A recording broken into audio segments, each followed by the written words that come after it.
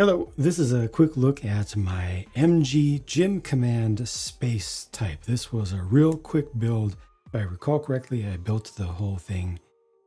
Did everything on it except for the final detailing within one session on Twitch.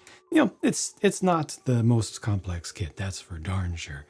And it's not the newest either, but you know, it's got a nice color scheme, a nice look to it overall, and I'm pretty happy with the end result here. I mostly straight built this, but I did put a few small paint applications on it in just some key spots. Got a little bit of color separation around the backpack, and obviously put some dirt on it as well. Did a little bit of additional color separation, just using markers, like the simplest, quickest stuff. Got a little bit of color separation into the weapon there. Got some silver onto hydraulic rams, including stuff like that. Definitely could have done more. I think I got that stripe in there. Relatively simple stuff, and of course, panel lining and top coat for it. The weathering work on this again was done really quickly and really easily. So what looks like kind of post shading or some slight, I don't even know what I think post shading is just the closest I could get in terms of what you would call that. Like right here, that inner ridge there doesn't really exist. That was just added on. Same thing with the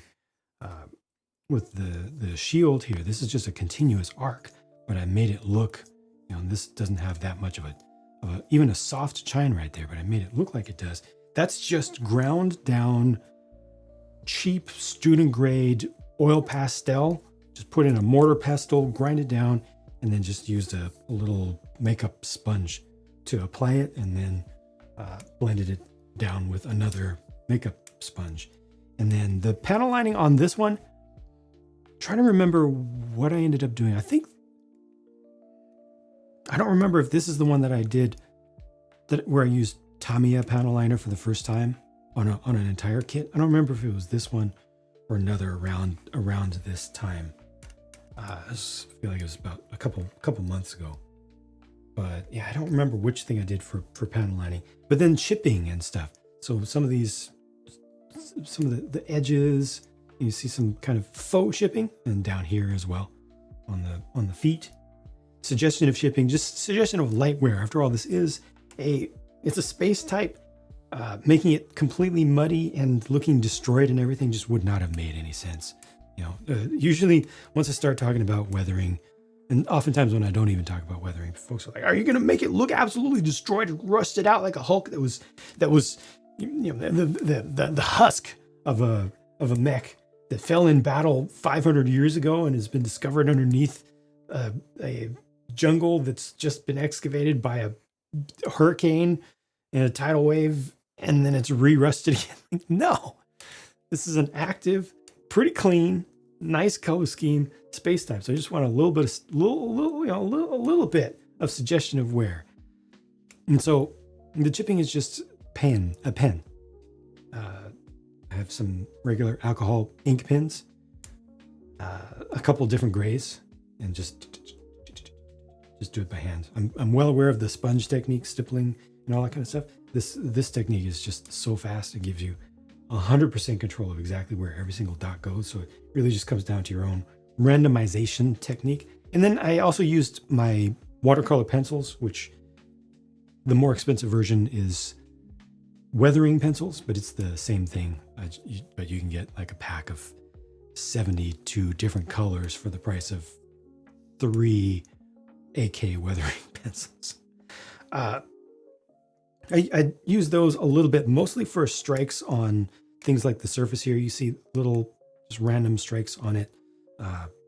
Use some color in there, a little bit of red. Excuse me, frog in my throat. A little bit of red. Always try to bring in some teal. Teal is a really nice thing to just add a little bit of random scratches and suggestions that it is rubbed up against other painted things at some point. Just hitting something in the hangar bay or a maintenance crane touches it just a little bit. I like to get a little bit of teal in always. So just taking the pencil and just little dots in random places. And that's pretty much it. Those are pretty much the techniques that were used for this. And like I said, I'm satisfied with the results, especially given the speed. Speed is paramount to me. It's the most precious commodity in my life is time.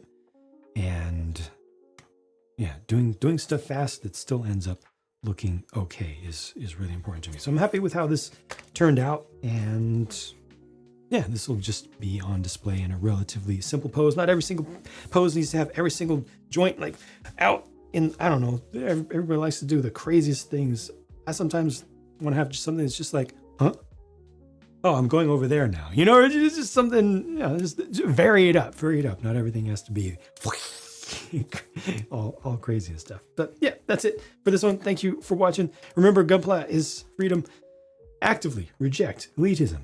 Don't tell anybody how to enjoy their hobby, and don't let anybody tell you how to enjoy their hobby.